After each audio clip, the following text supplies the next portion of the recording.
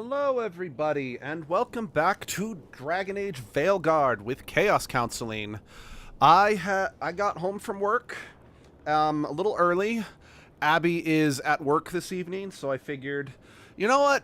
This is a long-ass game. Let's do an extra Dragon Age stream. So, especially since I'm actually enjoying the game a lot more in the second playthrough, so...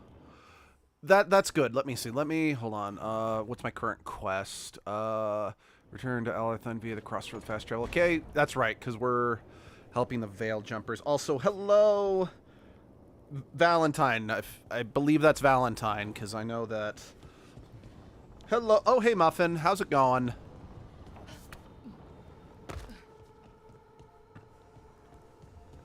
But yeah.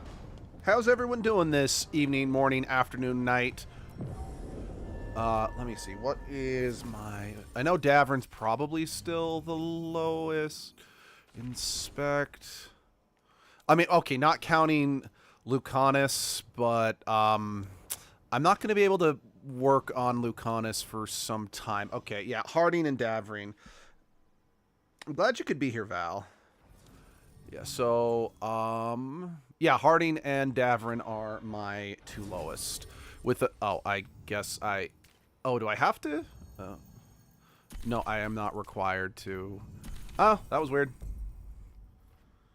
It's okay, just chilling at 2 a.m. I watched Markiplier's Iron Lung, really interesting movie. Oh, yeah, I watched that this weekend, too, and oh, that's because I pressed the triangle button, not the square button. I liked it. I don't think it's, like, the greatest movie ever made by any means, but I really liked that movie. Like, how do I put it? It's one of those, it's like, is it flawed? Absolutely. Could I nitpick it? Yes. Is Markiplier's acting convincing all the time? No. But considering that he did everything himself, it's... I mean, as me and Abby have said, that we saw it last Saturday, and we haven't been able to stop thinking about it, which means, especially for a cosmic horror film, that's a good thing. It did its job, and it's been kind of funny to see Markiplier's streams just kind of talking about the excitement of the film coming out. I've seen plenty of blight before, but nothing like that. Is it true about the mayor? I don't know what happened. Let's see. It's like the gods are tempting him.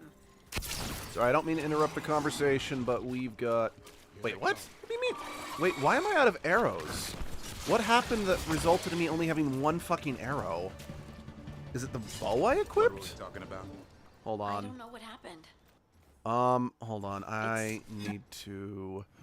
Because I thought I had a skill that gave me bonus arrows. What is the deal? Oh, yep. It's my bow that I'm holding. Only gives me one... Oh, that's just because it's really fucking powerful. Shit. Because that's a long-ass recharge for a second arrow, and I don't think it's worth it, and I didn't read the fine print when I equipped the damn thing. Yeah, alright. Oh, wait, did I get another sword? Well... Let's see, it's a good movie. Not mind-blowing or super, super crazy. It's just a good goddamn movie. It was a nice experience. I was alone, though, and going to the cinema alone was a lot more saddening than I thought. I 100% know exactly what you're talking about. When I first moved away to college, and I went to a small town in my state, so there was there was not a lot of people in the cinema, and I didn't have any friends who were attending the same college I was, so there was like nothing for me to do in this tiny town. So at the time, the G.I. Joe movie starring Channing Tatum had just come out. So I went and watched that alone. Like, literally, because it was such a small town, they only had 2 screens for this entire town. there was no one in the cinema with me. It was sad. So, no, I get you completely. So yeah, I think I can I've said this before, but I will say this again. At least from a visual standpoint, I definitely am enjoying playing as a rogue in this game more than a mage. Just because, like, the crazy shit you do with the swords is just so visually entertaining, you know? Well, is the worst, though, because the cinema was packed, except I was alone. The cinema all alone. Oh, I gotcha. Yeah, that could also make it worse. Plus, you know, to be perfectly frank, I actually think going to see a film like Iron Lung, like, if you were actually in an empty theater, it would be so much worse, because there would be no one around you to distract you from the noise and the ambiance of the film. Where? Right, it's right there, and I'm not really sure how to get there.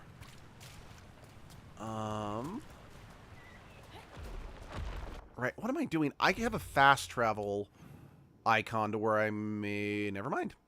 I do not. Oh, give me some help, please. Donka Shine.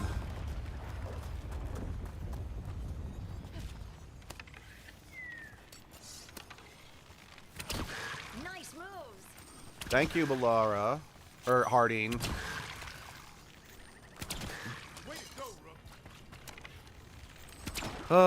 Seriously, let's see. I went fully blind. All I knew was a big ocean and much blood. Yeah, no, I knew nothing about Iron Lung except there was a blood ocean. But yeah, I knew nothing about the film either. Okay, that's a lie. I also knew Jacksepticeye was in the film. Well, cameoed in the film. So me and Abby were both like, okay, we're gonna keep our eye out to see if we can spot who Jack is playing. And Abby did. I didn't, just because I'm not as familiar with Jack's face. Because it's not that I haven't watched him, but it's not like I've watched him a ton either. So yeah, I was not as familiar with his face as Abby was. Jacksepticeye. Yes, I haven't seen it, but isn't it based on the game of the same name? Yes, it is based on an indie game made by one guy, and he helped Mark make it. But yes, yeah, he's in... I don't want to spoil it, because I do really want everyone to... as many people as possible to see it unspoiled. But the scene where... just... He's one of the other humans you visually see. Yep, he's the welder. I'll just say that. That doesn't spoil too much. He is the welder. What happened to that veil jumper? He was right here. Oh, this isn't good. We need to find him. Yeah, but yeah, to my understanding, Markiplier played Iron Lung back in, like, 2021 or 2022. I don't remember. Yeah, no, I mean, he's barely on screen. It really is a blink and you'll miss it cameo, but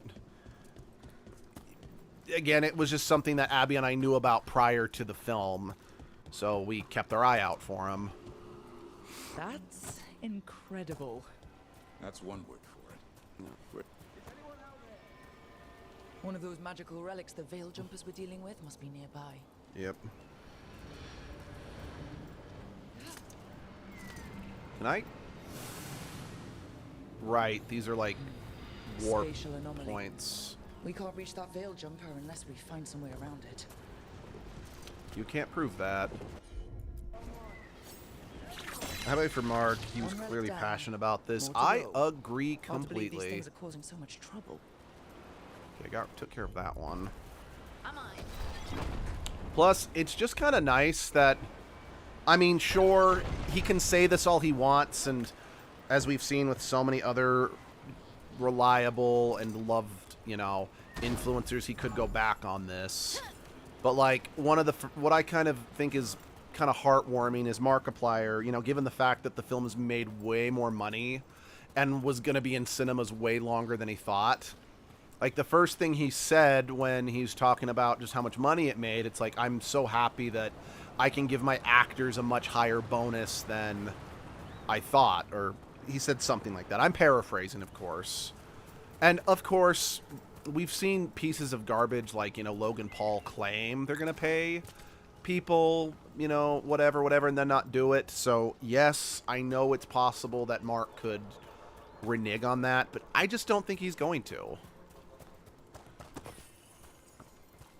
And honestly, again, as long as he actually does it, which at the moment I don't have a reason to think he won't, it is just nice to hear him not be like, I made money and now I'm going to leverage it for me to make more money. He's just thinking about, you know, his friends and the other actors who made this film possible. Also, apparently, like the Screen Actors Guild, like, this is a story Abby told me, so if it's not true, I apologize, but I do find it funny. But they've actually stated that Markiplier shocked them, because, yeah, but Logan Paul's a POS who's pulled scams before, and Markiplier's an actual decent person with values. I know. I only use Logan Paul because, you know, CoffeeZilla is currently, and, you know, he's currently in court, so I've been seeing updates from channels like Legal Eagle and other legal channels, so that's the only reason why that absolute dumpster fire of a human being is on my brain. And just, that's why I used him as an example. But Mark's a humble man. I believe even before Iron Lung, he said he's an valuable amount of money. That's fair. Because I know that, like, he and PewDiePie, being, like, one of the front runners of the Let's Play YouTubers, they definitely made a good amount of money being kind of... Anyway, that's beside the point. Where was I going with this? Point is, we like Markiplier. And I like Markiplier, and... Yeah, no, he is... It's for an NFT scam that he did called... So, what happened is that he had a NFT scam called CryptoZoo or something like that. I don't remember. I don't know. Don't care. Didn't follow Logan Paul, and I didn't really know about it until, again, I saw, like, Legal Eagle talking about this. But basically, it was a scam. I don't like Markiplier. Content, it's not for me, but I like him as a person. Yeah, no, I'm kind of the same way. I'm saved. I'm alive. I was working on the relic, and then everything went dark and quiet. It felt like... Sorry, I'll finish the Logan Paul thing after this. I'll catch my breath and make my own way back to camp. I'm actually surprised you didn't die, my friend. We'll continue searching for them. But, again, I don't know the full extent, but basically, this CryptoZoo thing was accused of being a pump and dump scheme. And I don't remember... What is wrong with that man's facial expression? Looks high as hell. Maybe he is. We don't actually know what the veil can do to... I mean, okay, we kind of do, but it's just funny to think that he jumped through the veil and just ended up in the world of, you know, nothing but, you know, reefer. But anyway, again, I don't know the full extent. Oh, CryptoZoo, yeah, I heard all of that. I also like Markiplier. I watched more when I was younger. As I've grown older, I've watched less. But I'm kind of in the same boat. Abby and I watched a lot of his stuff when back in the day around, like, you know, when the Five Nights at Freddy's stuff was really kicking off. I mean, we watched other stuff. It's just, I'm using that as just kind of a We were too late. frame of reference for when we watched him the most. But anyway, so what happened is that CryptoZoo was called out by CoffeeZilla and a lot of other people, but CoffeeZilla really... Game Grumps is the only channel I've watched, both when I was young and now. Yeah, I watch Game Grumps on occasion. I know Flaze was the channel member who really was into Game Grumps. And both Flaze does kind of admit she was into it to a detriment, because she tried to, in our early days of Let's Play, she did try to mimic their style, which, you know, fair enough.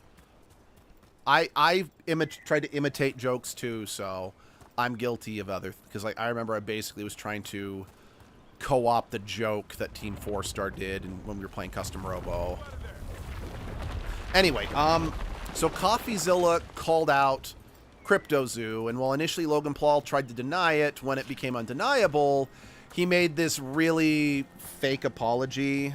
Actually, I've been watching CD Cole since 2011, longer than Game Grumps. She's my favorite channel, no offense, mates, but y'all are saying... No, quite frankly, I would be shocked if we were anyone's favorite channel, because we're just in it for fun. We're not making high-quality content.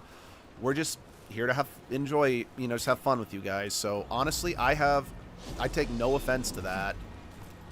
Okay. But anyway, so after CryptoZoo got called out with, like, massive receipts, Logan Paul tried to backpedal, saying, thanks, CoffeeZilla, for calling this out. I'm going to dedicate, basically, like, it was a certain amount of, like, cryptocurrency, but it was, like, about $1 million, give or take, to pay people back for who got scammed at CryptoZoo. Well, he never paid them back. And CoffeeZilla kept calling him out, saying, when are you going to pay them back? So Logan Paul is trying to sue CoffeeZilla for defamation, which, based on all initial reports, is not going well. And then while the defamation lawsuit was going on, basically everyone who got scammed by CryptoZoo is also suing Logan Paul. So it's... yeah, it's just been pretty, rightfully so. Wow. Logan Paul's having a pretty shitty year, as he should, because he's a piece of shit. Who knowingly, I mean, this isn't even the first crypto scam he's pulled. So he 100% deserves the sewage. Okay, I'm not gonna lie, due to how small she is combined with the skin color, that looks more like a tiefling than a Kunari. But I'll be all right. Let's see, trying to sue anyone for defamation in the U.S. is nigh impossible, which is why most lawyers advise against it here. But yeah, it's like, but I'm willing to bet Logan Paul was just, I mean, given that his text messages with his friends had to be admitted to the court, which I don't think he knew about, it's very clear he only did it because he was trying to flex his money to bully his critics into silence. And unfortunately, it's backfiring hard on him because despite his inflated ego, he is not, you know, he is not untouchable.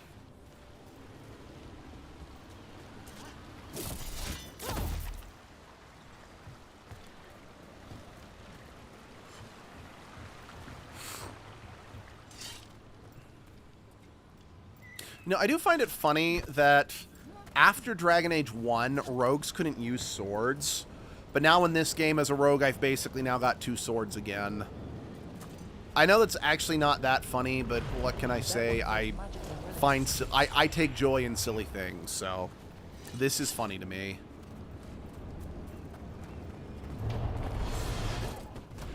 Now, I will definitely say there aren't as many armors in this game that look good on rogues.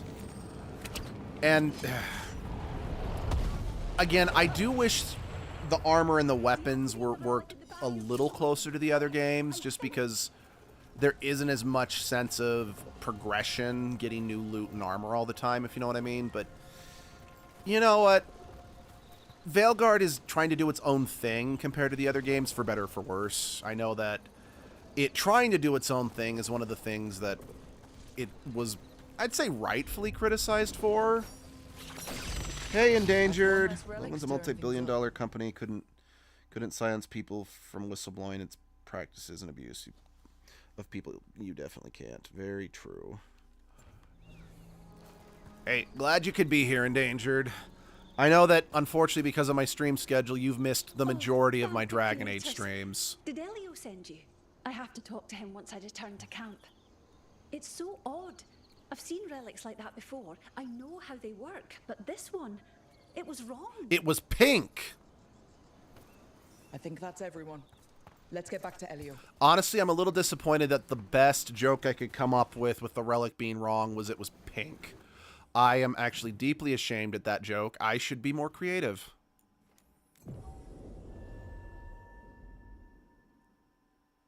Also, how many boards would the Dark Lord hoard if the Dark Lord's hordes got bored? Anyone?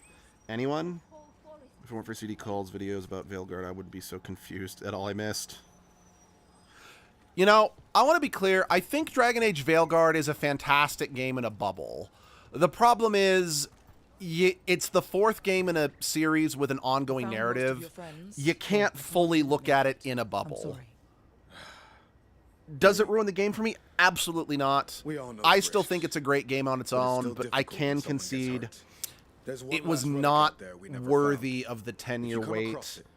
Be careful. And I don't think it was the greatest resolution for the Elven story arc, which, like, because the story about the elves and their mythology, I'd say is technically been slowly building, arguably since the very first game. And if you still want to say it wasn't as present in the first game, you could still say over 2 and 3, and this game, you know? Ooh, I'm going to go with burning. Again, once I do not think that ruins the game that's absolutely true. Would have been better as a new up. Yeah. Or, you know, I'm also going to say if this game had come out in maybe 2 years, 3 years, like just not the major gap that we got, I wouldn't really have any complaints about it. But it needed to be better for the massive gap that we did get, you know? Don't hate it. Don't even dislike it. But I do have to concede it's got problems. And it does make me sad to know that there is a good chance that there will be no more Dragon Age games after this one. Even after knowing about all the Dragon Age games from the video binges, I don't really have a lot of opinions at this point in the series. Isn't really meant for me. No, that's fine. I still think this series is absolutely amazing. It's it's in my top 10 favorite series of all time, maybe even top 5. Because, like, favorite series of all time is arguably the Tales series. That doesn't mean I think the Tales series is as good as some of the other series that I have on my list, but it's just because that's such a personal series to me. But I'm the right level for this one, so let's do it. But yeah, it is just such a emotional series for me that I have to just love that one. Then there's it's kind of hard to say. Let's hope they don't fuck up the new Mass Effect game. They're going to. Like, I am sorry. Mass Effect is arguably my second favorite series of all time. Maybe third, depending on how I'm feeling that day, but they are going to fuck it up. There is no way around it. I'm sorry. Because no matter what, because they're like, no, we're going to go back to the Milky Way galaxy. Those games are definitely interesting to talk about with all the back and forth lore production, though. Yeah, no, definitely. But, because, like, again, here is the thing. It is unavoidable. It's going to happen. Because since they're like, no, we have to go back to the Milky Way galaxy because people didn't like Andromeda, which, to be fair, I think the dislike of Andromeda is valid.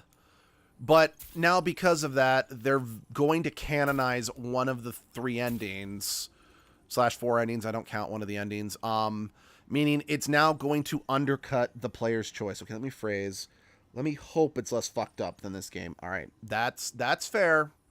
I will give you that one, Endangered. But yeah. Because not only are they going to canonize one of the endings, I'm going to die on this hill. They're canonizing one of the bad endings. Then again, I'm of the opinion that there's only one good ending of Mass Effect. The other 3 endings are bad endings in their own right. So, yeah, it is unavoidable at this point. Mass Effect 5 is going to fuck up the series. Because regardless of how you feel about Mass Effect Andromeda as a product, hoping they said it hundreds of years after Mass Effect 3 at least. I kind of hope so too, but I don't know if they will, because the one thing they've shown us about the game is that Liara's in it. So we know, well, then again, it can be like 900 years or so. Because Asari lived to be 1,000, she was only 100, so yeah, I guess. If I remember, they're most likely canonizing destroyed ships surviving. I know, and I fucking hate that. Because, I'm sorry, the Destroy Shepard ending misses the whole point of the series. I'm sorry, the entire point of Mass Effect was it was building to the synthesis ending. And you cannot change my mind about that. Even Mass Effect Andromeda was continuing the themes of bringing, you know, organics and synthetics closer together. Anyway. But yeah, I hate the destroy ending because it's like, oh, well, it's like, well, keeping the main character, synthesize my favorite, and honestly, I'm right there with you. Look, thank you! Because, here's the thing. I've heard a lot of people say, I do the destroy ending because I don't like that my character dies. I'm like, so, let's see, I recently watched an animated called The Melancholy of Hearts. I have not, actually. What's it about? Take out those crystals and cut off the power they're channeling. But it's like, you're basically saying that your OC is more important than the entire guest species. It's more important than EDI. It's just... Yeah, I'm like, wow, that's just... But then I also see some people, it's like, oh, I hate the synthesis ending because you're basically doing what the Reapers wanted to do by forcing them to become synthetic. I'm like, no. You are causing everyone to become half and half. Yes, you're forcing it on there, and I won't argue the morality of that. Like, I don't disagree, but it is not even remotely close to what the Reapers were doing. And anyone who argues that point does not understand what Mass Effect is about. Anyway, we started talking about how much, you know, I liked Dragon Age and how it's one of my favorite series of all time, and I stand by that. Because, like, I often will say that, like, Paper Mario is one of my favorite series of all time, but that's kind of a fragrant lie, because I like the first 2 Paper Mario games. I enjoy Color Splash. Let's see, she's always anime about a girl who wants to encounter aliens and paranormal shit. Doesn't know almost anyone around her. That shit, she has to make her happy because she warps reality. Oh no, Shep is one shoulder. Let them save the universe, synthesize. This is the logical extension of Shep surviving as part of the Harbinger or something. Exactly. So I have no idea if she fucks over reality. Okay, that's funny. That sounds funny. Because, like, yeah, I like the first 2 Paper Mario games. I have a soft spot for Color Splash. Origami King was almost really good, but every time I play it, I always leave kind of disappointed. And I can't stand Super Paper Mario and have never played Origami King, so I can't really say I love the series, because I only really like 2 of them. Now... Oh, speaking of Paper Mario, it wasn't last Friday, it was the Friday before, a game that I kickstarted that was meant to be a classic throwback and a love letter to classic Paper Mario came out, and I've been playing that a lot lately, and I highly recommend this game. It's called Escape from Ever After. And yeah, if you haven't played it, but you like Paper Mario-esque games, like, it kind of reminds me of Bug Fables. Why does Veilguard combat seem geared towards rogue characters? You know, that's a great question, because honestly, it's probably because it was easier to do, like, cool. It's kind of the same reason why I feel that in Dragon Age 2, rogues were the most fun to play from a visual standpoint. I still usually don't play a rogue because there's too many rogues in Dragon Age 2.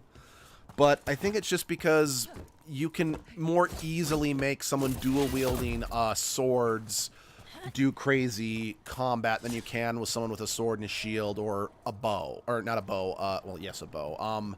But a staff. Because, like, rogues was awesome in 2, but everyone, that'd be too, because hero rogues the only standout. Again, I haven't really played a fighter, a warrior yet. Abby has, and they seemed fine. Again, I think fighters, for the most part, they peaked in Dragon Age 2 in terms of visual satisfaction of playing as one. Excuse me. But, like, the mage, like, because I first played through as a mage. The staff as a mage plays exactly as it has since Dragon Age 2.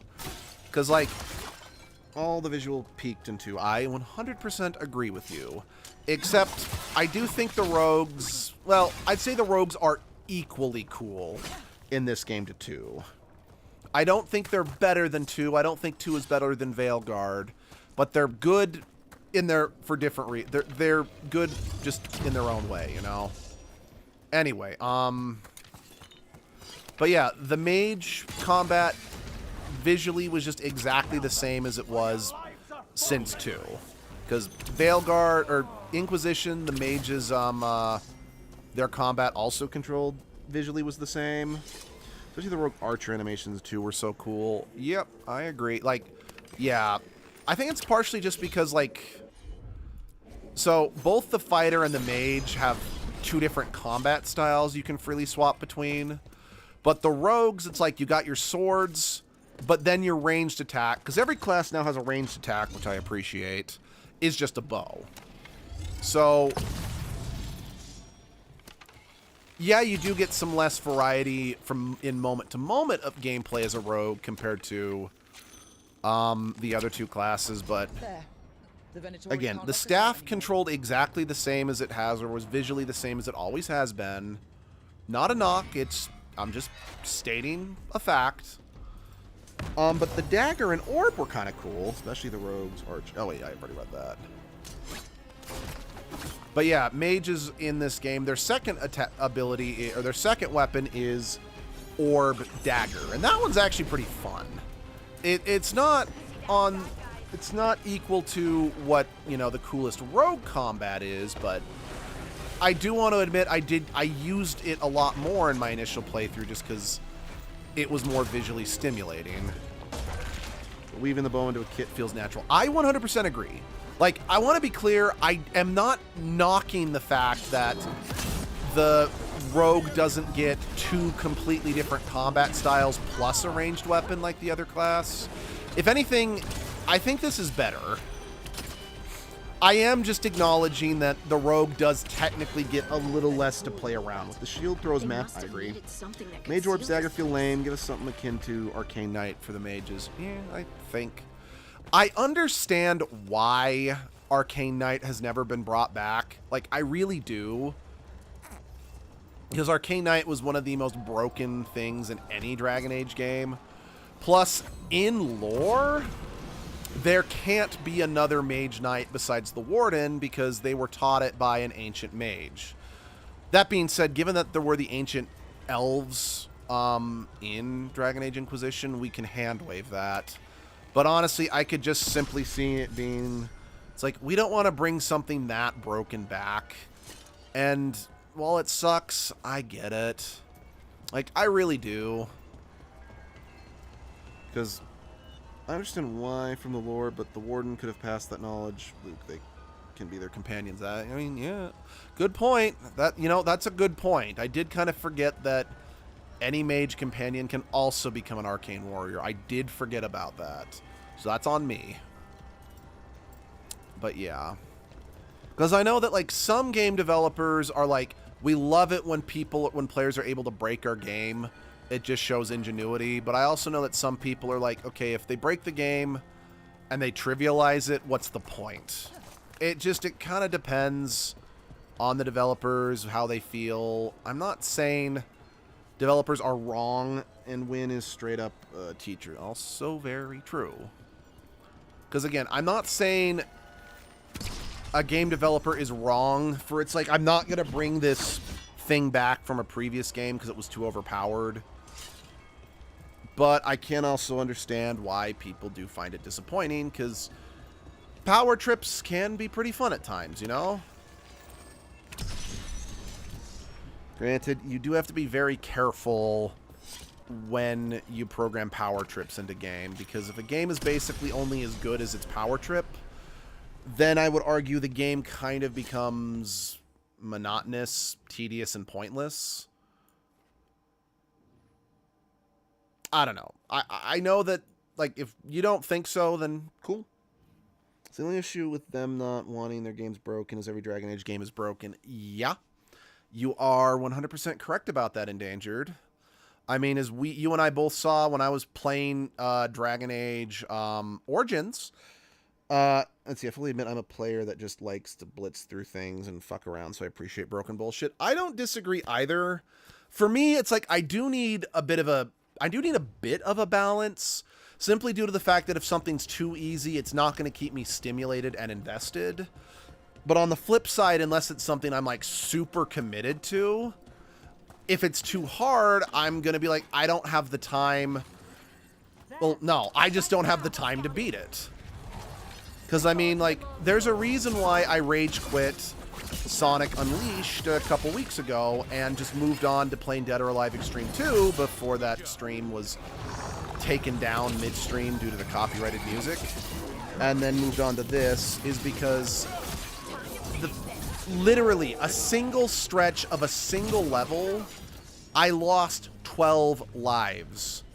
And I don't really like the Sonic Boost formula as much. Like, I was able to muscle through Sonic 06, but that was because it followed the Sonic Adventure gameplay style, where fundamentally Sonic moves a little slower, and I'm able to control him better. Plus, I just wanted to be able to say I beat that fucking game. Whereas Sonic Unleashed, I'm like, outside of playing the Wii version once as a teenager, I have no strong connection to Sonic Unleashed. So I'm like, I don't have the time, I don't have the patience, I just want to move on. Anyway, exactly, it's easier to break everything Dragon Age game. You can trivialize each Dragon Age game in one choice mage. I agree. Let's see, did I have a point, or was I just rambling? But yeah, it was like, I am just... Plus, I was really hating the Werehog stages in Sonic Unleashed. So that, I will admit, was another major factor, is it's like, I am kind of miserable muscling my way through these 20-plus minute long snooze fests of Button Masher that I'm just like, I honestly would rather just play soft, you know, a game that is extensively just softcore. Well, you know, is basically softcore for the channel, because at least I can laugh at how bad that game was. And honestly, until the stream, you know, yes, the stream got pulled because of the copyrighted music. I'm not gonna lie, I actually kind of had a blast shitting on Dead or Alive Extreme 2, so I don't regret the decision to just abandon Sonic Unleashed.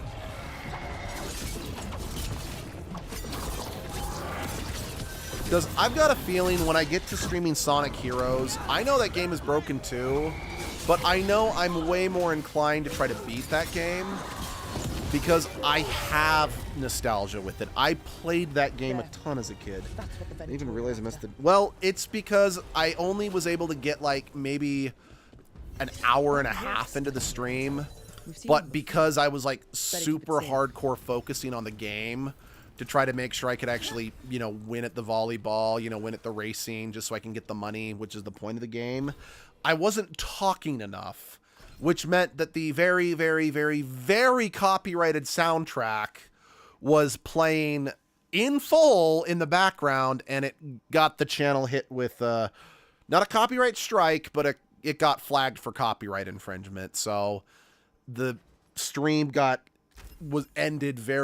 to end very quickly, and I ended up just deleting the whole stream off the channel just to be safe.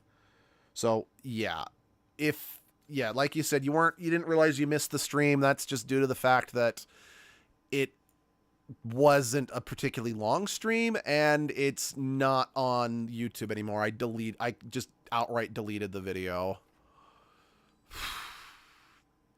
Yeah, I don't feel the bleed is worth it, so I'm taking that off.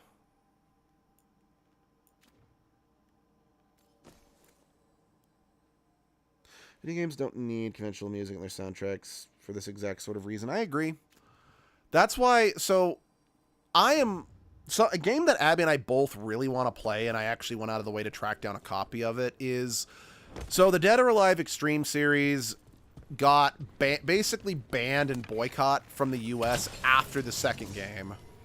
So when Dead or Alive Extreme 3 came out in 2014, I want to say, America didn't get it. Another of those Fen Harel altars. But something that they did do is that the next Dead or Alive Extreme game that was made was actually a dating sim. And me and Abby were like, okay, that sounds kind of fascinating. We want to try this out. So I tracked down a copy. I made sure that it was in English. Because, like, thankful, because, like, a lot of the modern games are now region free. Just because some games don't get released in all countries. But anyway, point is that I'm really hoping that game doesn't have the same music issue, because me and Abby really want to play that, because it sounds kind of amazing to think that this game that was known for absolute just nothing but TNA, or this made, again, a dating game. Appreciate the game when streamer mods that doesn't have copyright music. I can agree with that. Yeah, Dead or Alive Extreme, like the fourth one. I think it's called Dead or Alive Extreme Prisma or something like that. And yeah, it's a dating sim.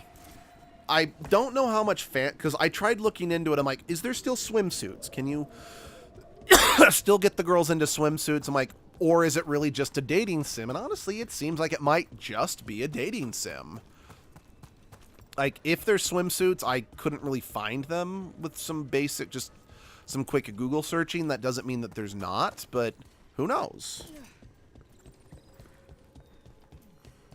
It is a game that me and Abby do really want to play, just because Abby loves dating sims, and just the idea that, again, this series that used to be known just for the most ridiculous jiggle physics when it comes to the boobs. I wonder how many people remember the Dead or Alive franchise started as a really good fighting game. Yeah. No, I that's why I do appreciate that. I think it was Dead or Alive 6 scaled back the sex appeal to try to remind people it's like, we are a good fighting game. Okay, I feel like the wolf might be up there. Yes, the wolf is up there. How do I get up there? Remember, used to have, I think, Dead or Alive 3 on the Xbox.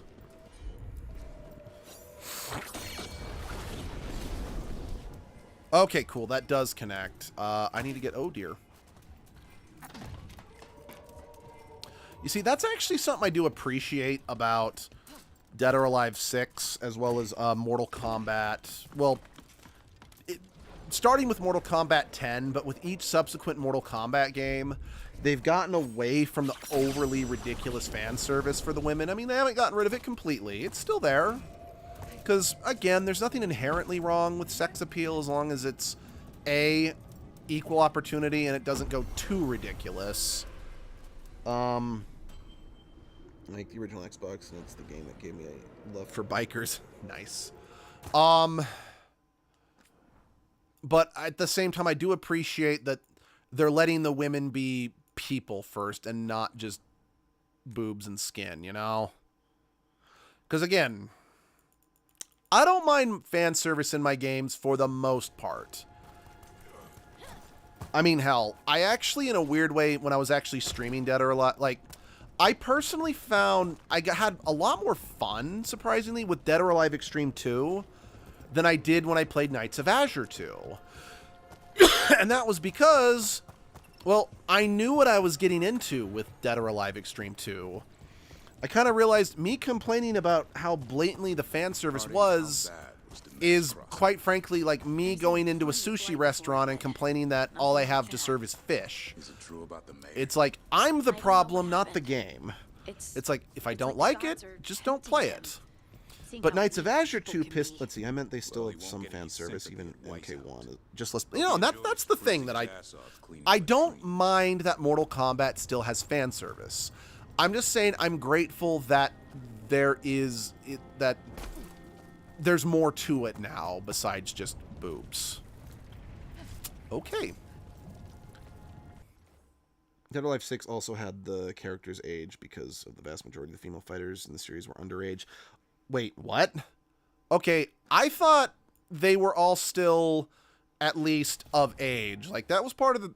Because I know that, like, I was horrified to learn that the Soul Calibur character Talim was 15, and I'm like, oh god. Like, I just felt so dirty after I learned that. I mean, to be fair to young me, I was underage too when I first played, Soul Calibur 2 and had the hots for Talon, but it's equal opportunity fan service now, which I like. I also agree. But, like, again, Dead or Alive Extreme 2, it at least was upfront about what kind of game it was. So I'm like, whatever. But Knights of Azure 2 pissed me off royally because it was... I really feel the first Knights of Azure is such a cute... The main woman, Ayama, and Kasumi were... Oh my god. Okay, I don't know where, but I looked up that they were actually supposed to be 18... At the very least in Dead or Alive Extreme 2. But that makes that game all the worse now. We've seen volleyball games, Dead or Alive 6, everyone is 19. Okay. You know what? That makes me feel a little less filthy just because, though I haven't played any of the games where Kasume and Ayana were underage, but that doesn't actually make it better. That is still super cringe, and I'm just like, Hwah! Jesus fucking Christ. Just Jesus fucking Christ. But I guess, just to finish this point, the first Knights of Azure, while it had fan service, I'm not going to pretend that it didn't. It was a cute love story first. And a love story that I felt kind of treated the LGBT element with respect and not just TNA. Knights of Azure 2 was a continuation of this series, and it just used the LGBTQ inclusion to fetishize women, and I'm not okay with that.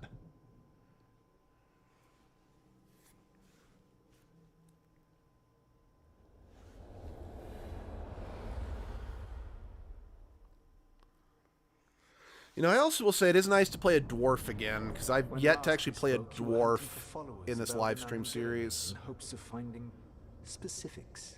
Has your search been successful? You could say that. It looks like both the Venatori and the Anton were working for Elganon and It was a Gillian. Japanese-made fighting game. Unsurprising. To them, 16 was the The earliest Venatori want magical secrets. And the Anton want to destroy anyone opposing their brutal expansion. Yeah, Both will no, readily bow to anyone who promises them that's power. fair. It's more than a promise this time. The Antam and the Venatori both have dragons doing their bidding. Dragons? That is worse than I had feared. Yeah. Yeah, I remember We drove off the one the Venatori brought to watch into the Knights of Azure Rathus. 2 cutscenes, and I couldn't make it past 10 Have minute you mark because determined it how the upset me. So dragons are I being mean, directed? yeah, I barely made it an hour into that It may be game before I'm like, possible I to can't disrupt do the this. The dragons were I have blighted. such a soft think spot that's for the what first let Knights of them Azure control game, even though I know it's terrible. Of course. But The blight no. seems to be the god's favored tool right now. We ran into Venatori who could control Darkspawn. Elganon would not bestow such power unless the Darkspawn were to serve as the main force of his army.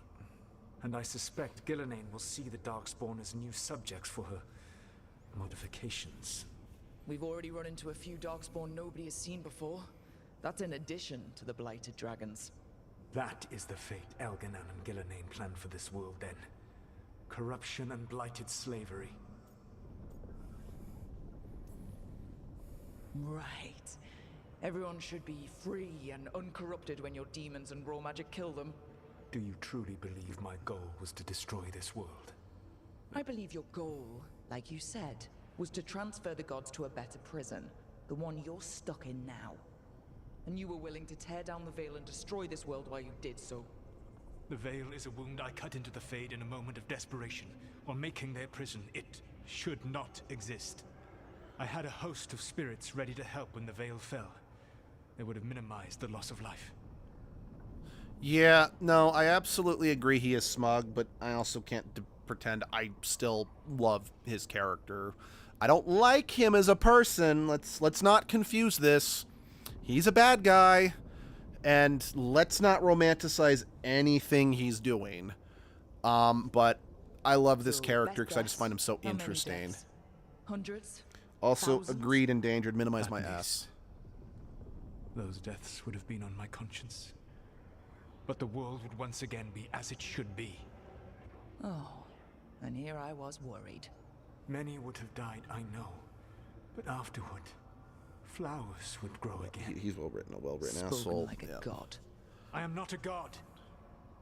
I am as I have always been, a man, all too aware of his failings. I think this is another But the reason I equally love aware that Solus if is he the did same not reason I act, love the accepting dragons in judgment would bring D&D. all I would be love lost. just looking at call me the characters Dreadnought. that they have call you when this is human over. shortcomings, but just because they live so long, they just instinctually look at the world differently, you know? Let's see.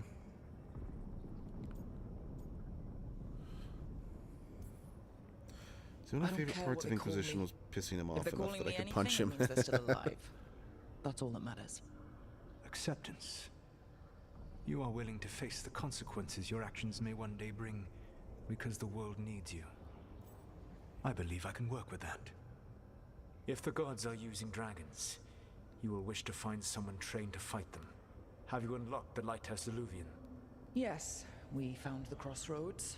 It's still confusing, though. Let's see, considering cannot help he you from in shows here. Voices side when you piss him You may off. need to find Yeah, an expert in no, the magic of the absolutely. Fate.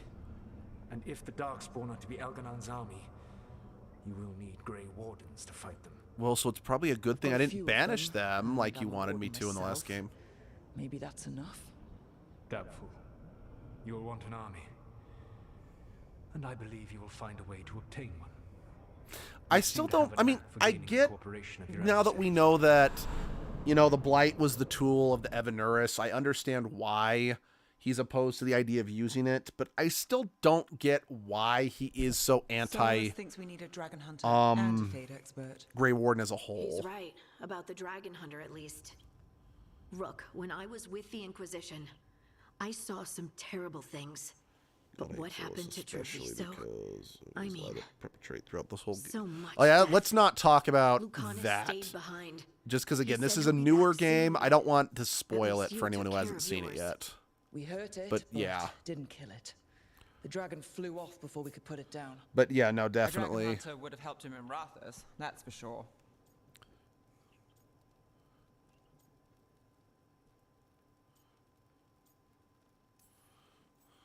Then we find one.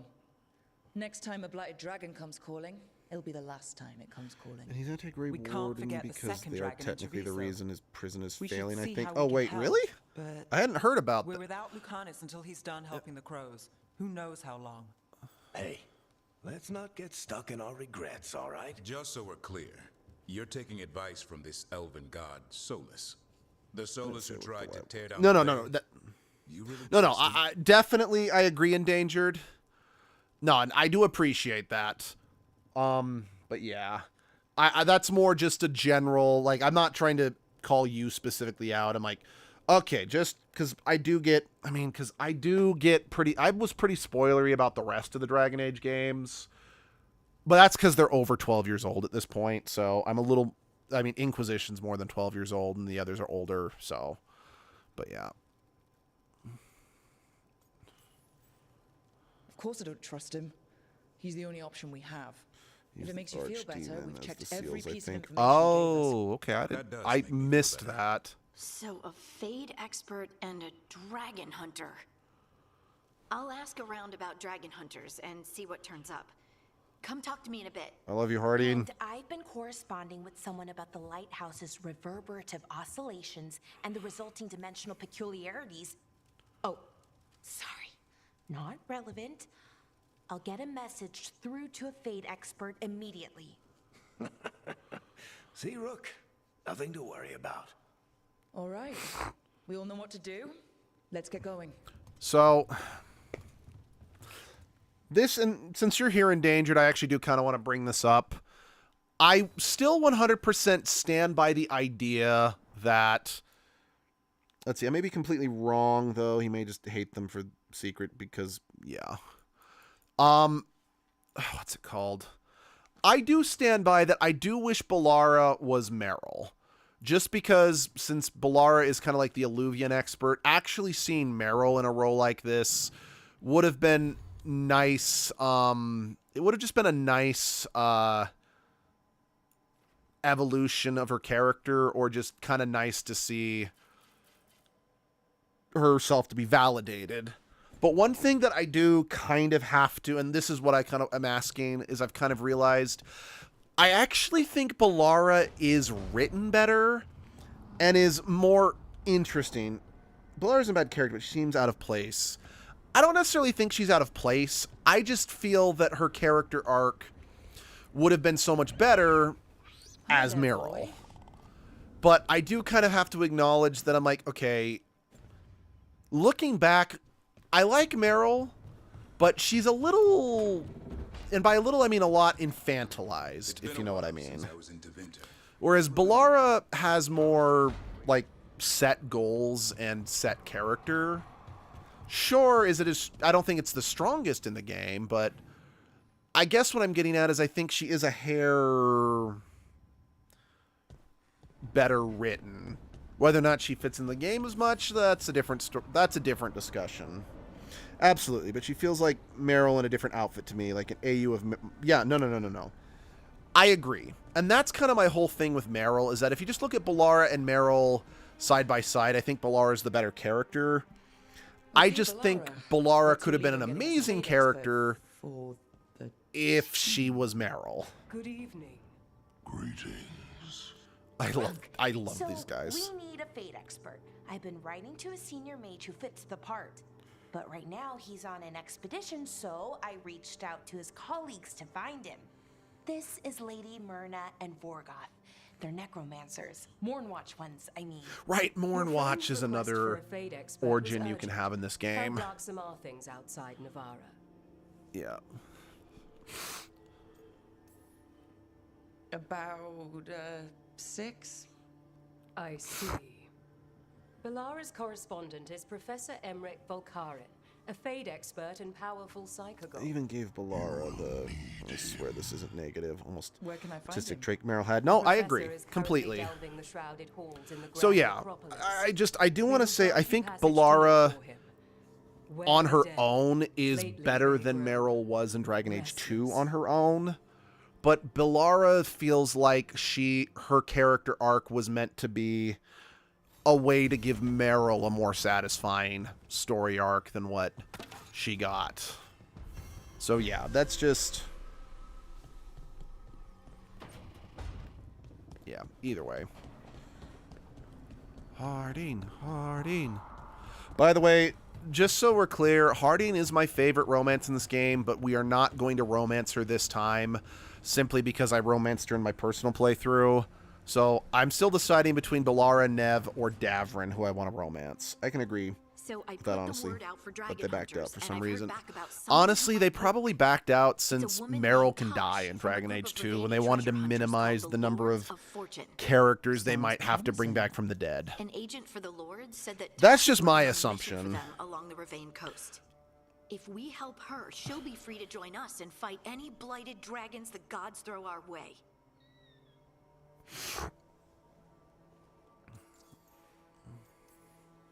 What do you know about what's going on in Ravane right now? Not much more than you do. Varric and I never went there while hunting Solus. The Kunari were on pretty good terms with Ravane, but that was before the Antam military broke away from the rest of the Qun. I wouldn't be surprised if the Antam invaded Ravane like they did Treviso and Eastern Tevinter. Let's see. Is Meryl the lady who never realized her home and people were slaughtered to give her the power she wanted? She isn't the only one who will pay for her actions. Great Wardens could be mostly corrupted, exiled, or dead, yet the big part... I mean, no, her people aren't slaughtered without her knowledge to gain her power. That's not Meryl. That's not what Meryl is. She was the elf from Dragon Age 2 who wanted to fix the Alluvion. I mean, yes, if you played an asshole hawk, you could kill her tribe, but that wasn't... Without help. Time to find out if the crossroads can get us to an Alluvion in that area. We'll head out whenever you're ready. Can be killed because she was a bit reckless, but yeah, she's not... I don't actually know which character you're referring to, Val, off the top of my head. It's like a character, but yes, no, and I usually do end up saving Meryl's clan, but I'm not sure which character is unaware that her family was slaughtered to give her power. Yeah, I'm not sure which character that would be off the top of my head. Endangered, do you know which character that would be? Okay, we're actually gonna get Tosh first, just because I like her a little better. Honestly, I'm nothing against Emmerich, but he's doesn't really do much for me as a character. I don't remember either, but I gotta go. Y'all have fun. Hey, glad you can stop by, Val. Talk to you later. Okay, is Harding and Daverin still my lowest?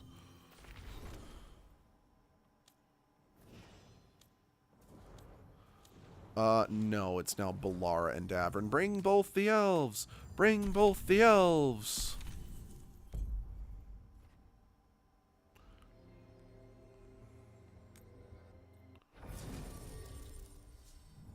Right, I have to leave a spot. Right, that makes sense. Alright, Davern is still the lower one, so he's coming. Still grumpy about the smaller team. Yeah, me too. I don't like it either.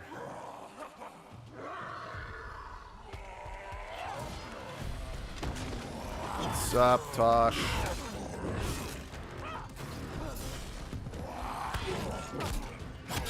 Anyone who says Tosh is, you know, a bad character can get fucked. Hey. That looks painful for them. Yep. You must be Let me take a Tosh. team of 4. God, I agree. Here to help any way I can. The lords want to hit a cave on the coastal cliffs. Big Vincimer makes her lair there. We get her out, the lords get in, we go home and get drunk. Might be more on Tom.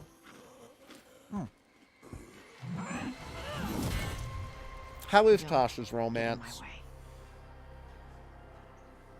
She seems nice. Because I want to be clear, I love Tasha as a character. She's just not really my type romantically. We need to lure the Vincimer out of her lair. I set bait, she comes out to eat. My partners loot the lair while she's out here. We'll find the bait on the beach. They're blunt and unemotional for the very obvious reason, and the romance is sweet but awkward. Nice. You said the dragon we're dealing with was a Vincimer. Yeah. Blue with a yellow belly. Breathes lightning. Lightning? Now we're talking. We're not fighting her. Lords just want the horde in her lair. Lame. You have dinner with their mom. Oh, that's cute.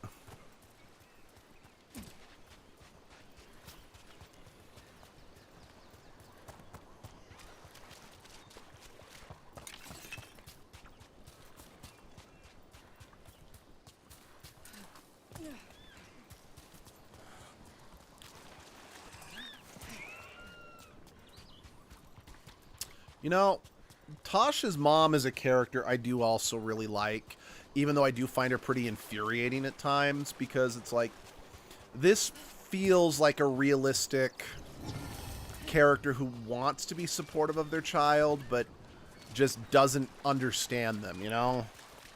Tasha struggles to tell her mom about your relationship, helping Tasha come out. Partner's so good. That is great to hear. Again, I love Tosh. I know that eventually I will romance her when I do play through this game enough times. Or romance them. Fuck. Okay. I'm gonna wash my mouth out as soap for that, but yeah.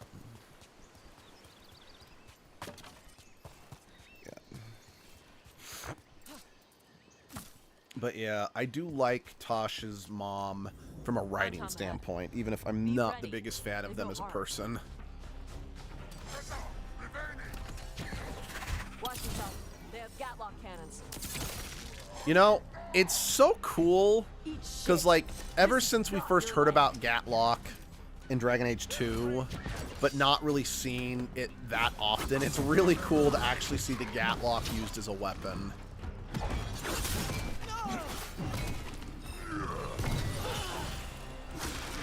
Come on. You're not bigger than me.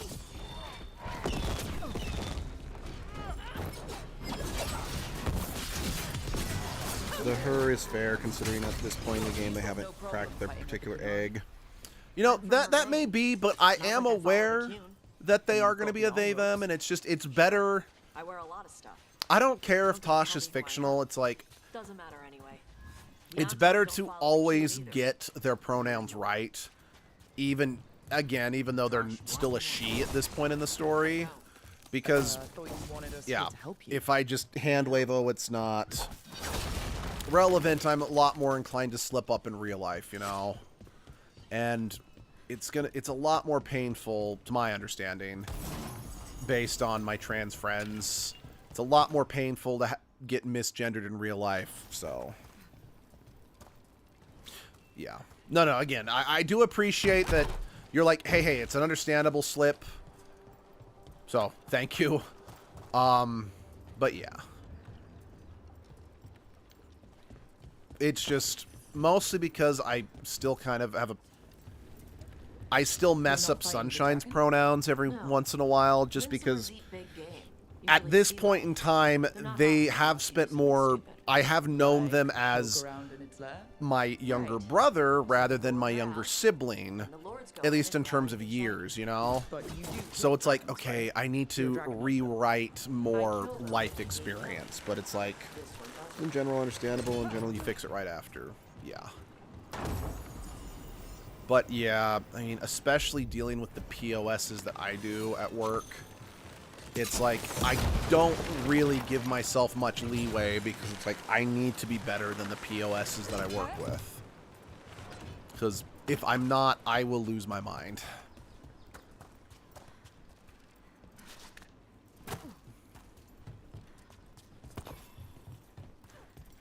Well, I still think that was pronounced. Sometimes it's easy to fix. Right. And yeah, no, I find bait here. Bait'll find us. Most people, thankfully, like most people who aren't looking for drama, I believe, will be like, okay, I get it. Please do better, but I understand the slip up, and The deep stalkers are the bait. Now you're stealing my chicks.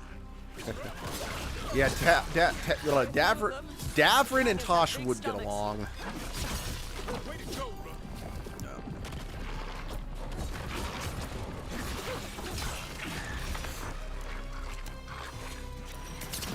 It's like my cousin, they were a trans man for a while. They ultimately gave up on that, mostly due to the fact that the hormone therapy was messing them up and causing them to develop really bad depression, so they're like, I don't really care anymore, but I'm like, I'm still going to call you a they, them, or if not an outright, you know, he. Tosh gets along with almost the whole party except Emmerich. That's the last of them. I don't remember why they don't get along with Emmerich, but I can guess. Good. She'll like it. And this potion will put her to sleep for a few hours. But we gotta get her attention. Use the horn up there. Come on, she'll be here soon. So, we held up our end of the bargain. You did okay. So, what do y'all do? Right now, we're trying to take down evil god monsters and their blighted dragons. What? That can't be right. Dragons don't get blighted. They're smart enough to avoid that crap. However it's happening, the gods are using the blight to force dragons to attack people. That's messed up. Somebody needs to stop them. Oops.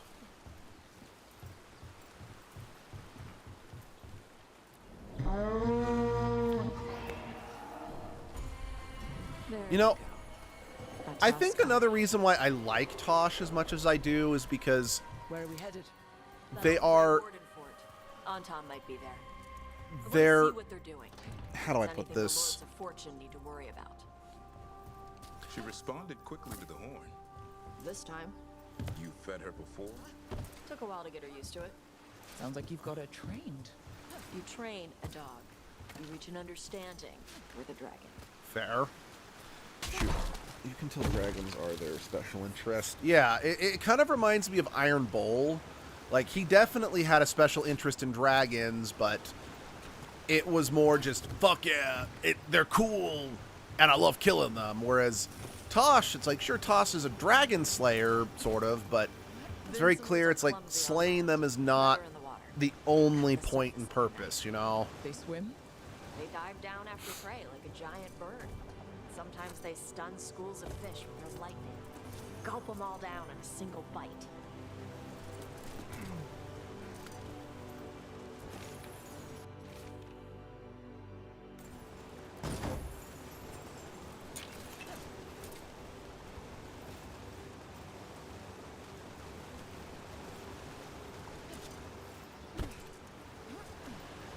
Like some people with trains. Different sorts of, yeah, definitely. You know, so Abby has actually been saying that she really wants to do a run-through of Dragon Age, which is going to be really hard for her, because whenever she plays Dragon Age, she always has specific things she likes to play, and she always has specific romances she goes for.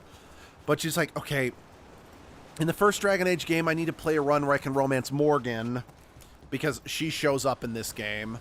And then I need to play a run where I romance Isabella, because she shows up in this game. And then I need to do a run of Inquisition where she romances Dorian, because he shows up in this game, you know? But Abby's also like, but I love romancing Alistair, Fenris, and Cullen. It's going to be so hard. That was close, but bigger than a griffin. Letting us know she sees us. Might also be her way of saying thanks for the food.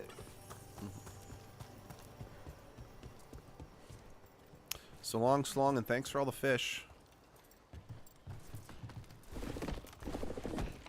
Some of these buildings look like Grey Warden architecture. Did I? Wardens used to have a big outpost here. They left after a volcano erupted.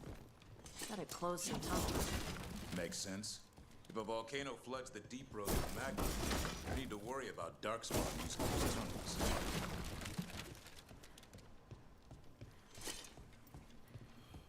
Oh. Ooh. Oh. I'm not sure what the puzzle here. Dorian says, like, nothing. Oh, hold on. Isabel does mention something about Hawk in this game if you have it in the world state. Dorian says, like, nothing. That's a shame.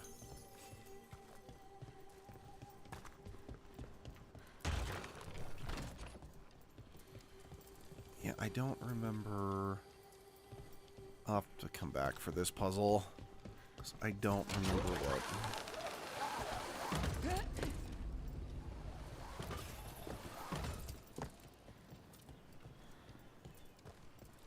Never enjoyed Cullen's romance. Yeah, Abby, Cullen's is Abby's favorite romance out of all Dragon Age. Let's check inside the fort.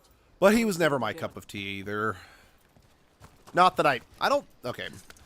I admit Cullen's voice actor has tainted the character a bit for me. It's the race limitations. I find elves and humans too basic. You know, that's fair. That is completely valid. Like, for the record, I love that Inquisition had some restrictions on the romances, because it made the characters feel more real to me, if that makes any sense. Because I liked the fact that in both Mass Effect Andromeda and Dragon Age Inquisition, there were, you know, bisexuals, homosexuals. Homosexual's not offensive. I know it's like the scientific term, but I know that, you know, it can be, anyway. It had lesbians, it had, you know, gay men, it had straight men, it had bisexual, you know, it had a proper representation, so it made the world feel real.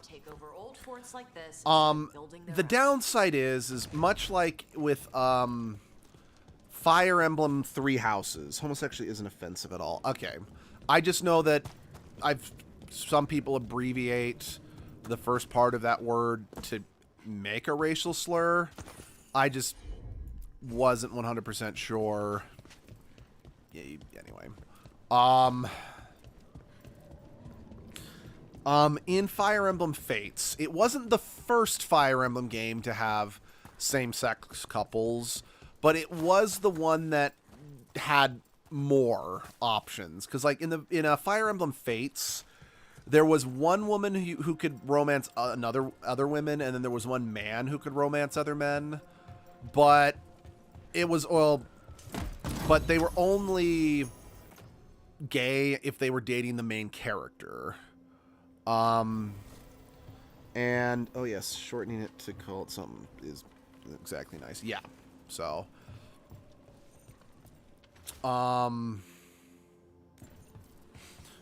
and then in Fire Emblem Three Houses, there were multiple options. It wasn't just one only.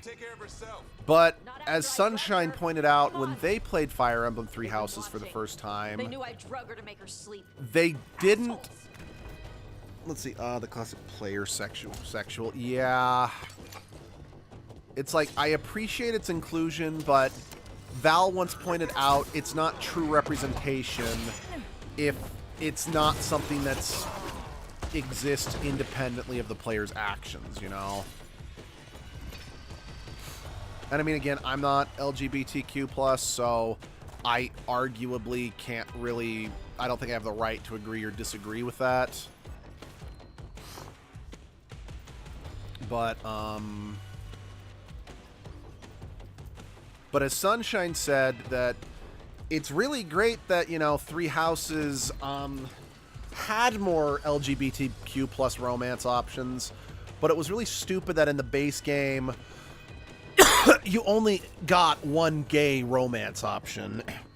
So it's like, cool, I can, you know, be a man dating a man, but what happens if I don't like the one romance option? And yeah, I think that's fair. So there is something to be said, because I know that some people were like, well, I want to romance this character, but I don't like the fact that I can only romance them, I can't romance them as a man, or, because I know some people were upset you couldn't romance Cullen as a man. And I'm like, fair enough. The trade-off is kind of going back to the player sexuality or whatever.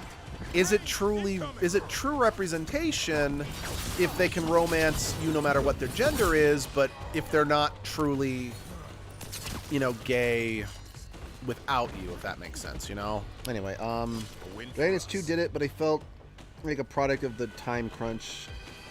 And they have things addressing the fact that characters have never been with X. Yeah, no, definitely. So it's like, that's part of the reason why Dorian, to me, is such an important character. And yes, I know Sarah was also, you know, a pure gay relationship as well, but Sarah, let's see, Cullen was established as straight in each game, is the thing. In Origins, he can have a crush on the female mage, and 2, he can flirt with female hawk, but, you know, no, definitely. Sorry. Abby's here. Hi. Her phone just went off. I don't know why I decided to just start screaming. Oh, well, it happens. I was being so stealthy. Yep. But, like I said, I can appreciate that they just made everyone bi in this game and bi in 2. Endangered says, hi, Abby. But it is also still... I don't feel the representation is as good. Now, again, I am not gay. So, We can run. I can't... I don't feel like I have the right to truly say something's good or bad, you know? Because it's not representing me. I brought her down. She's mine by right.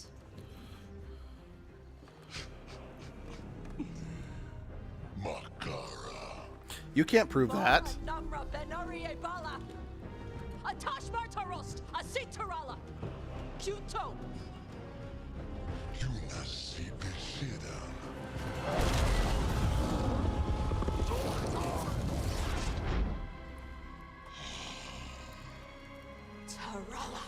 This game feels odd. They went for player sexual while putting in literal gender identity plot for Tosh.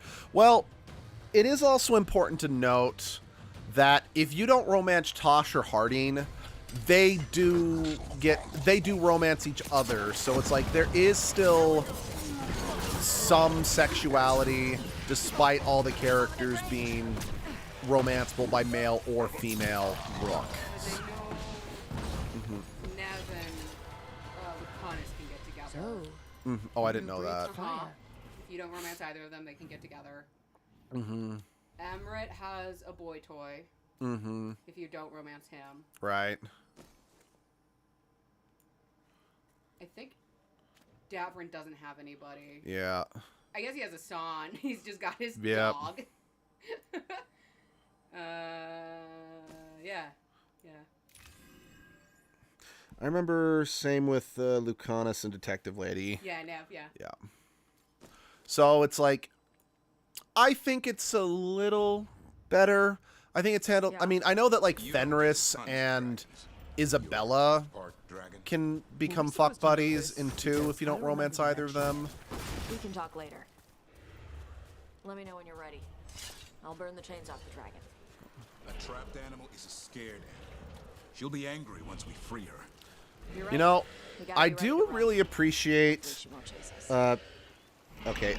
Yeah, they can't hear what you're saying, so I apologize for not reiterating. But basically, Abby just also said that Lucanus and Nev can get together.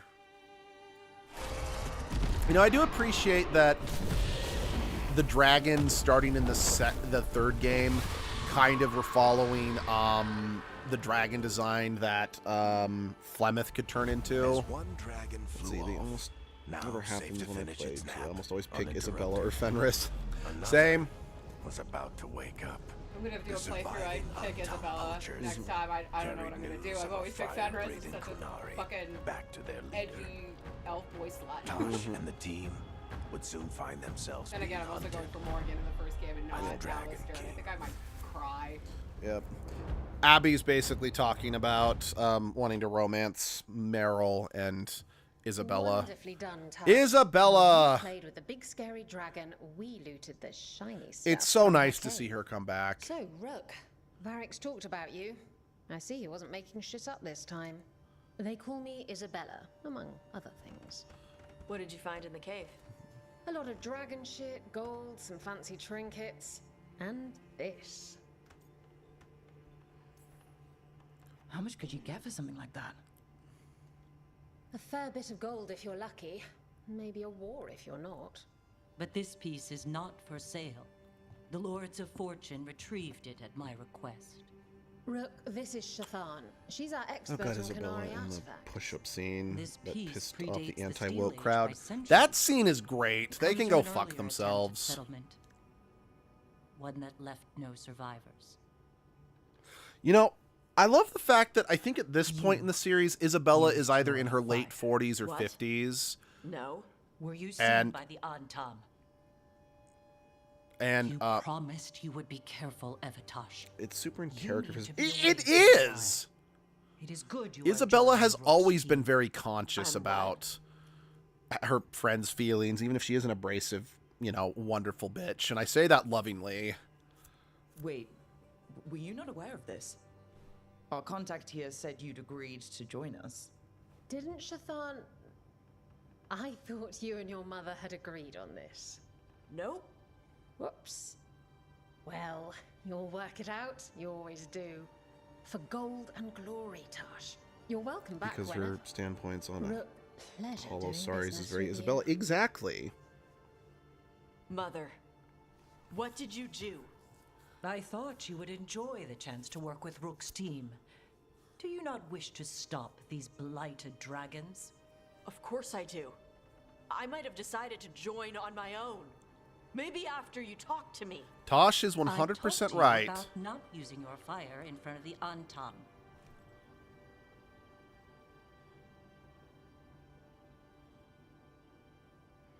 I will Shouldn't prepare give you a potions for you Hollow to take. Sari in 2 when Would she you came prefer back. ginger Exactly. or lavender? The ginger. Hassam Vinek. Rook, you will keep her safe.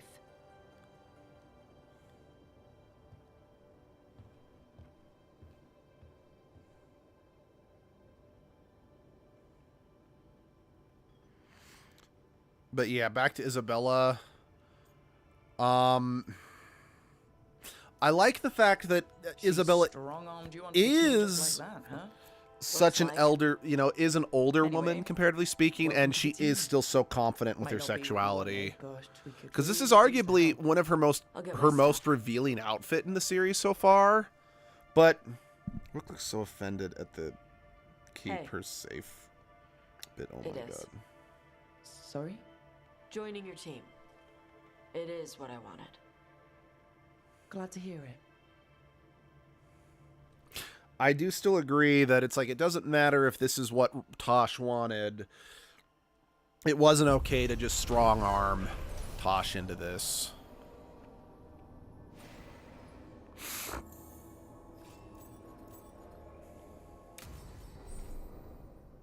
Cool. Ravani Coast.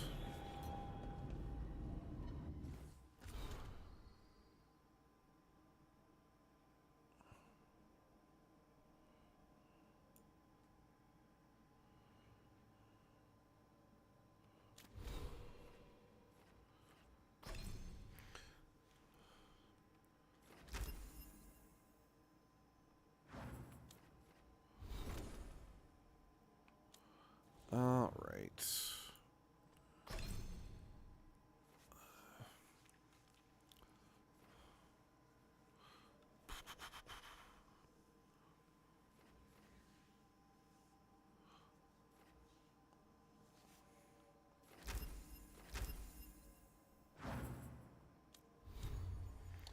There's something obviously wrong with the animations for Rook's face, but in a funny way. Absolutely.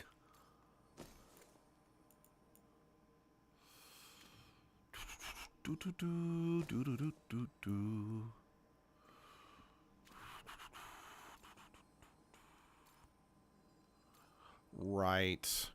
I was comboing that with that sword, but I don't really want that sword on anymore. I don't really like that sword. Alright, let's go take a look at Tosh's gear and shit. Oh. Let's see, Lords of Fortune armor in this game always looks so dope. I agree.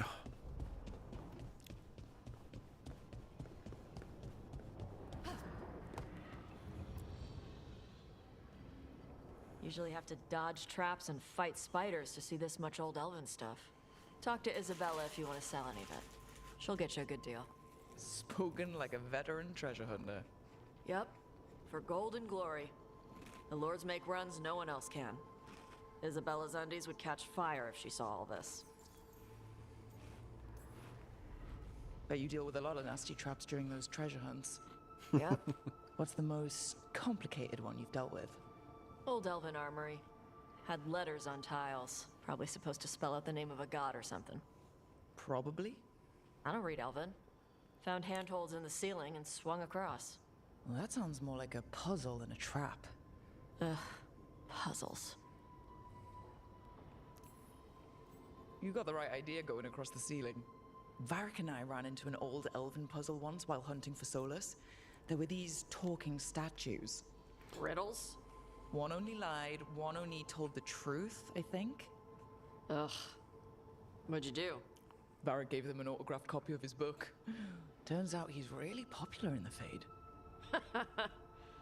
Nice. I believe that. So why do the Lords of Fortune care enough about dragons to have a dedicated dragon hunter?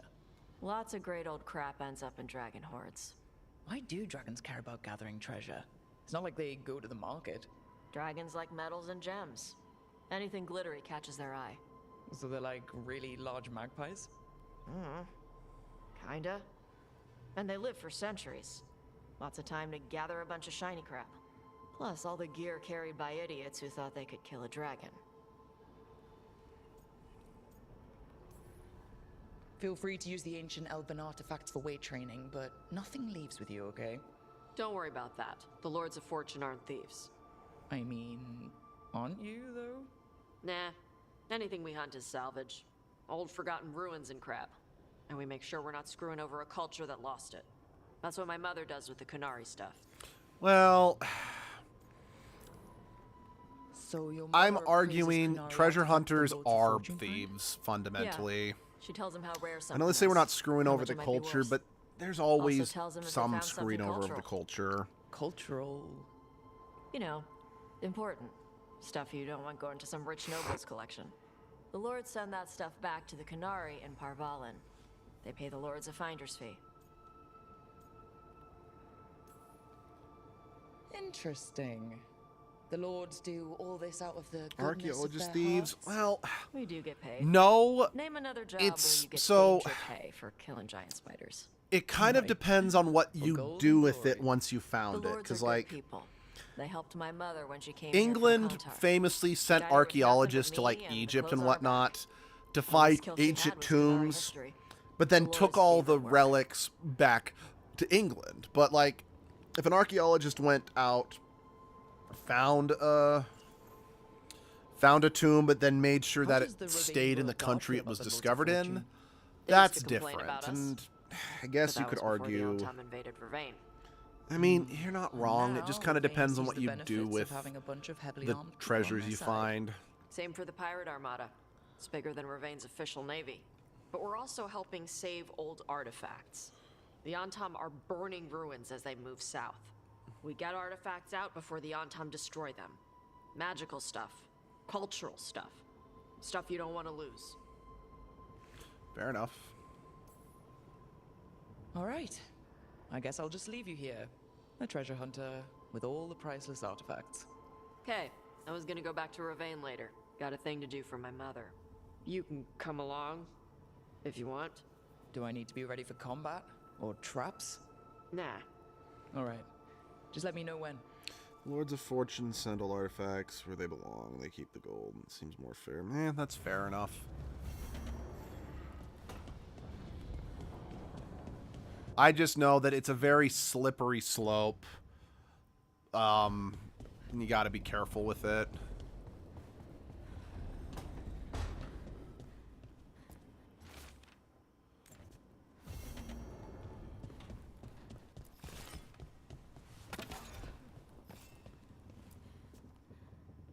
Is Isabella at the helm?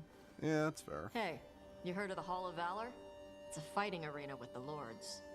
Interesting. Just tell me when you're ready. Cool. Yeah, let's look at the... Again, let's look at what Tosh's, Okay. Yeah.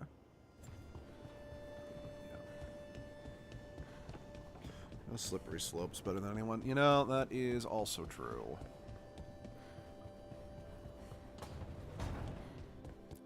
Okie dokie. I know I got a new look to play around with.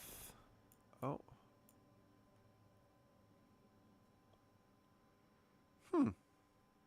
It's not bad. I don't know if it's really my thing, but it's not bad. Or at least, I don't know if it's this character's thing, but it's good. Yeah, just keep my old armor.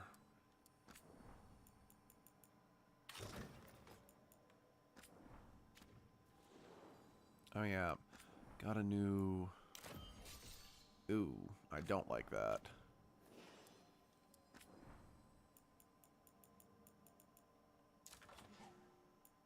Ooh, I actually do like that. The theme and appearance based on the character I relate. All of our manifest money. Yes. Oh, wait. Hold on. Am I missing something? None of the bows are lighting up. Say that... Okay, that's gonna piss me off. But... What the fuck? Nah, I'm gonna stick with what I got. Tosh.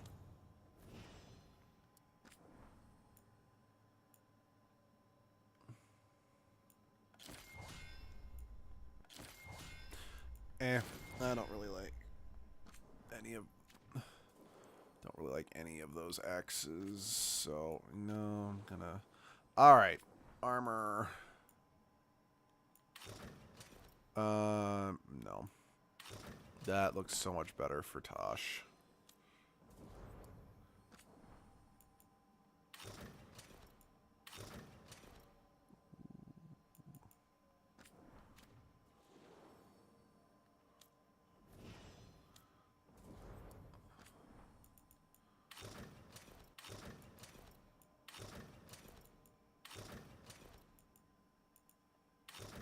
What's the stuff from the deluxe edition sucks? Yeah, I agree for the most part.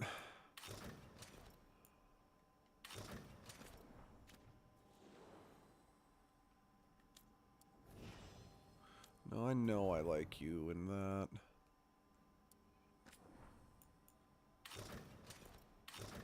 Does look good on Balara, though.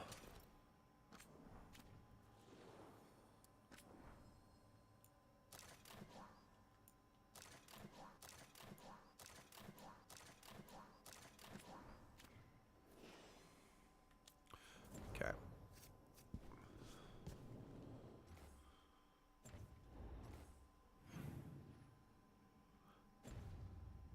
Balara's like the only one. Agreed. I don't remember what Emmerich's looks like, but I doubt it looks very good, honestly.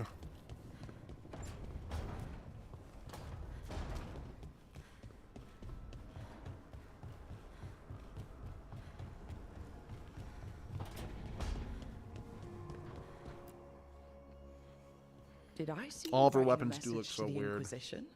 What's that about? You know, Varric and I were part of the Inquisition, right? I'm trying to get news about the South. But Charter hasn't replied to any of my messages. I'm trying not to worry about what's happening there, but... No, it's probably fine. Charter's just busy. She's always busy. Charter... who's that? She's the Inquisition's spy master. Or she would be, if there was still an Inquisition. I suppose she just works for the Inquisitor now?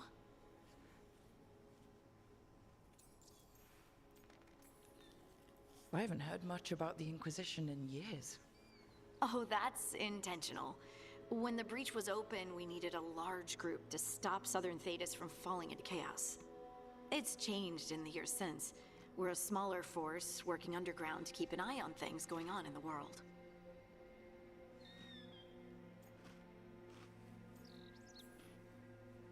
A spy master? She doesn't know things about me, does she? Do I need to worry? Charter probably knows everything about you. Oh, but she's not going to use it against you. I mean, if you behave. So how long were you with the Inquisition? 10 years? Something like that. Why? You must know the Inquisitor. Well, yeah, we worked together. I wasn't part of the Inquisitor's inner circle, though. I spent more time with the ordinary people, the ones you didn't hear about. So tell me about these ordinary Inquisition members I haven't heard about. The Inquisition hired hundreds, and most of them weren't magisters. Yeah, it's because in left hand of the divine. There were scouts and stable hands. Because Liliana is the even two dedicated pastry chefs. the divine Most of them in this volunteered, continuity. like She me. isn't still the We spy wanted to master. help in whatever small way we could. I'm sure those pastries were a great help. My ma likes to say that sometimes the pie is for eating, and sometimes it's for crying into. Doesn't even need to be pie. Rector liked cake, and Faulkner loved soup. But food was always a comfort. So we're having anyone else as the spy master. I agree. Liliana gave all her agents pseudonyms. Right, like Charter. Well, Charter's Charter, but when the other two and I were together, we were just Lace, Wilbur, and Katya. And the Inquisitor's advisors? What about them? Of all of them, I'd say Josephine is my favorite. She's lovely. She still sends me a box of handmade sweets from Val Royeaux every year on my name day. Cullen and I got along too, but he was always busy. He would have bad days from lyrium withdrawal sometimes, and I would share the tea that my ma sent. He's from Ferelden too. Maybe it reminded him of home. What about Liliana? I heard she's intense. I think she likes to cultivate that reputation. She's not nearly as terrifying as she sounds. Oh, I passed her in the Great Hall one day, and she suddenly turned and asked me if I wanted a nug. What, like for lunch? Oh, if I had a copper for every time someone asked me if I eat nog. Liliana wouldn't joke like that. No, she just bred them as pets. So did you take the nog? No! What am I gonna do with a nug? It's not terrifying unless she needs you to be scared. say That is it. true. But you did know people from the Inquisitors Inner Circle, didn't you? I knew them, sure, but those early days, all I wanted was to prove myself and not get in anyone's way. Some of them were more approachable than others. Sarah was a puppy with a new toy. 100 new toys. Fun, if you can handle the mess. She was really the only one who could make Rainier, well, Blackwall then, let down his guard. Otherwise, he kept to himself and stuck to the stables. We'd talk when I visited the horses. And there was Cole, of course. The spirit boy? Told the pet nug, Yep. but I was being just based sitting off on the the gift walls one legally day, on and he origins. asked if he could join my game. Or like a card game? Nah, just good old people watching. Must have seemed like a game to him somehow. We'd pick strangers out of the crowd and try to say something about them. Like, ooh, she heard the joke yesterday and she's still trying not to laugh. Or one of Cole's. His eyes remind her of the ones beneath her bed. That Who sounds stores like Cole. eyes under their bed? I'm partial to a nice wall display myself. Well, that's one interpretation that never occurred to me. Thanks.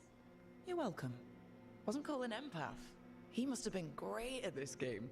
Cole was not guessing, not at all. But the rule was you couldn't say anything you actually knew. He got it in the end. I think. So you didn't ask him if he guessed right? Well, being right wasn't the point. Making a habit of seeing people was. I think he liked that. It's why you don't miss. Do you miss it? The Inquisition, I mean. It's hard to miss an organization. They're only as good as their people, don't you think? Thank But you I for do not miss my commenting on friends. Vivian. We write each other, but it's not the same. And the Inquisition is different from what we've built here.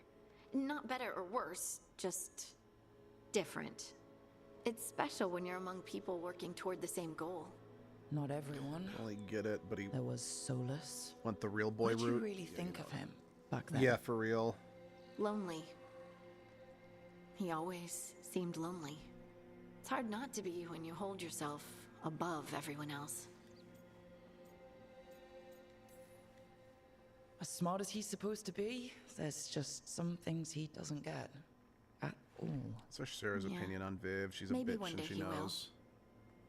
Maybe. I'm surprised she didn't comment on help it. Iron Bowl, Anyway, especially given I'm sure something the out there's on Kuhn fire, and stuff here we've I been dealing am with. rambling about the past. I should let you go. Talk later? I do really like these timed events. Yes, it does kind of suck if you miss them, but I like them because it's just, let's just talk, you know? And that was where, so I have been trying to play Dragon's Dogma as of late. I have the second Dragon's Dogma, but specifically, I also have the first one digitally. And I'm like, let me try playing the first one, well, first.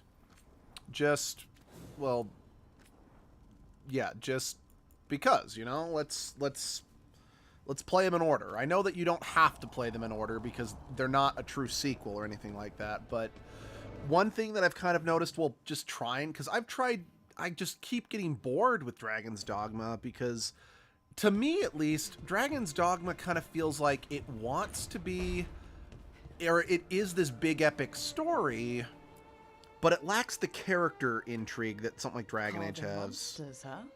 Dragon's Didn't Dogma figure you is were an such a artist. specific sort of game, yeah. This? It's by necessity. If you know your enemy, their weak spots, maybe you live another day. Because I want to like Dragon's Dogma, because Well, the gameplay's when fun, the army of and the miniature world's monsters invade, fascinating, we'll know but how to there's beat just them. not that character Size is connection. nothing. A Rygar can ruin your day with one bite. The poison swells your brain. Ah, that could explain Solus. Standard bestiaries are always some mage drawing things they've never seen, taking the piss out of it. They don't understand how when the hunt ends and you come nose to nose with an ogre, someone's going to die. So I'm making the real Monster Hunter manual.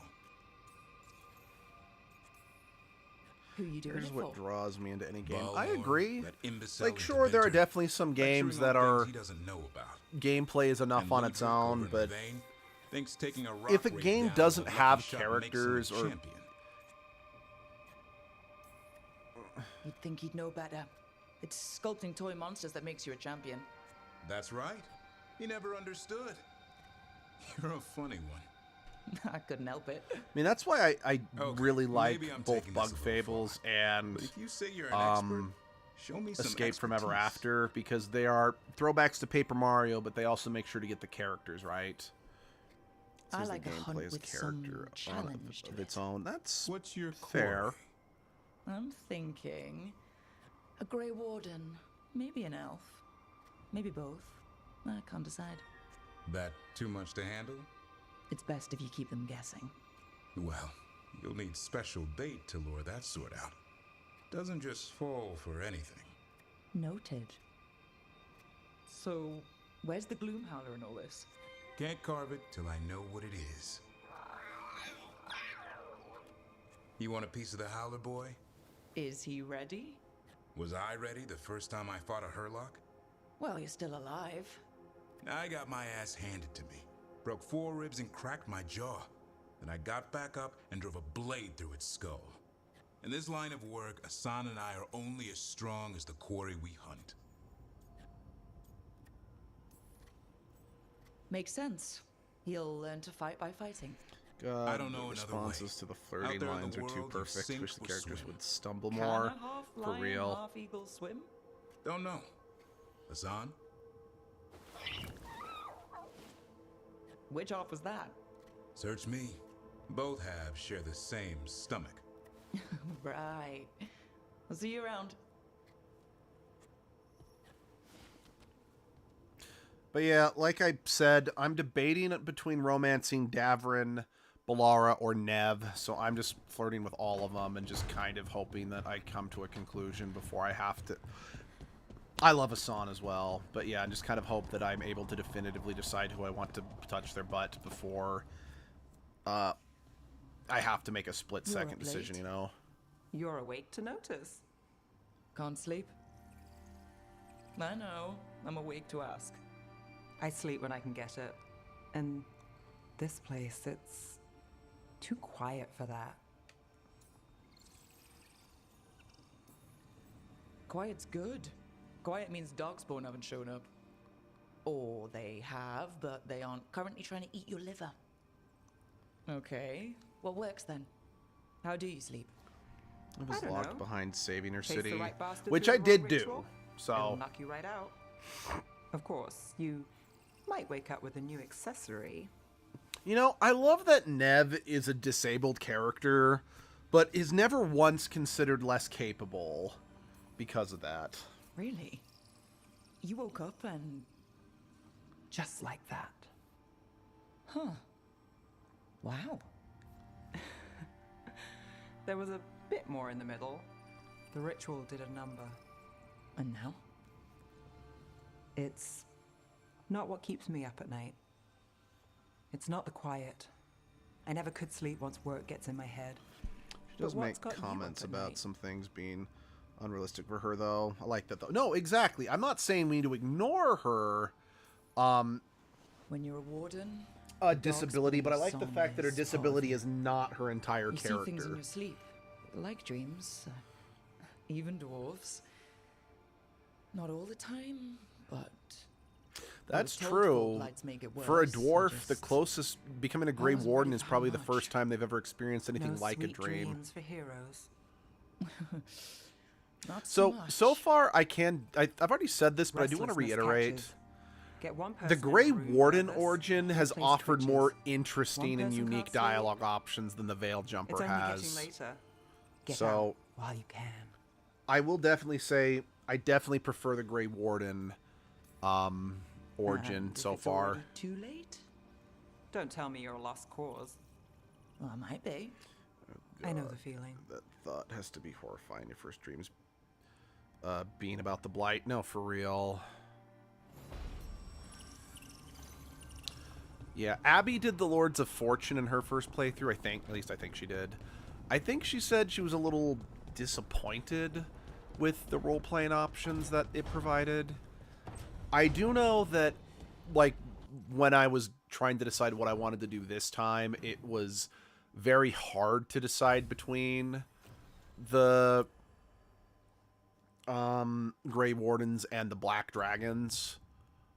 But I am kind of glad to deal with the Grey Wardens, just because, again, you've started the franchise off as a Grey Warden. It's kind of nice to finish it. I love the Lords. You get more comments among the Lords. Oh, okay. Okay. I'm going to be ending the stream here, just since I do still have work in the morning. And it's like, okay. I was like, let's get a little extra stream in this week. So I just want to, let's see, the original comments are mostly locked to the group you can form. Fair enough. So I do apologize that this was just a short, I think it's only been about 2 hours. But thank you all for coming. If I get off work on time tomorrow, Abby's also going to be gone for the evening. So I might do an extra stream tomorrow, whether or not it's Dragon Age, whether or not it's Pokemon Legends EA, I don't know. Maybe it'll be Splatoon, haven't decided. I mean, heck, I don't even know if I'm actually going to do a stream tomorrow night. Maybe I'll just play more Escape from Ever After. But, yeah, I will for sure be streaming this again Saturday morning. And then I'll be streaming more Pokemon Sunday morning. And, yeah. I'm not sure when, but I'll see you guys then. Have a good rest of your night, day, evening, afternoon, whatever.